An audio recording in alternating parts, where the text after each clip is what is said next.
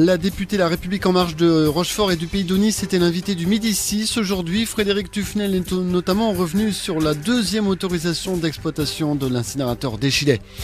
La République En Marche de Charente-Maritime, Frédéric Tufnel était l'invité du Midi 6 aujourd'hui sur Demoiselle. Elle a placé 2018 sous le signe de l'espoir, soulignant que la confiance des ménages et des entreprises est à la hausse. Invité à donner son avis à la question, le préfet peut-il signer le deuxième permis d'exploiter le centre multifilière de traitement des déchets d'Échillais alors que le premier vient d'être annulé? La députée n'a guère laissé de place au doute. Il va sans doute le faire, Frédéric Tufnel. Peut-être qu'il aura des considérations plutôt économiques et financières plutôt qu'environnementales. Moi, j'ai toujours été contre ce projet. Je pense que c'est une très mauvaise opération. Aujourd'hui, en l'état actuel de la législation, c'est vrai que cet incinérateur ne devrait pas exister et ne pourrait pas être construit.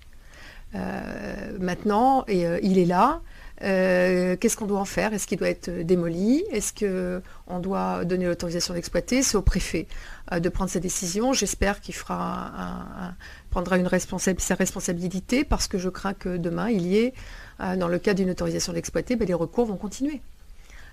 Et on n'en va pas régler. Le problème pour moi, c'est de faire un vrai plan de prévention des déchets, digne de ce nom, qui soit respectueux des habitants et de l'environnement, parce que vous savez mon attachement aussi à la biodiversité. On est quand même sur un incinérateur placé sur bord de Charente, avec des vrais sujets environnementaux et parasismiques, et qu'il faut absolument régler. Donc moi, je confirme mon opposition à ce projet. Et dans une lettre ouverte au préfet, un collectif d'une trentaine d'associations l'appelle à ne pas signer la deuxième autorisation d'exploiter le centre de traitement multifilière d'Échillais.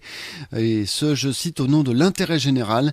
Parmi ces signataires, des formations politiques comme Europe Écologie Les Verts ou Rochefort pour tous, une chambre consulaire, le comité régional Conquilicole et de nombreuses associations environnementales.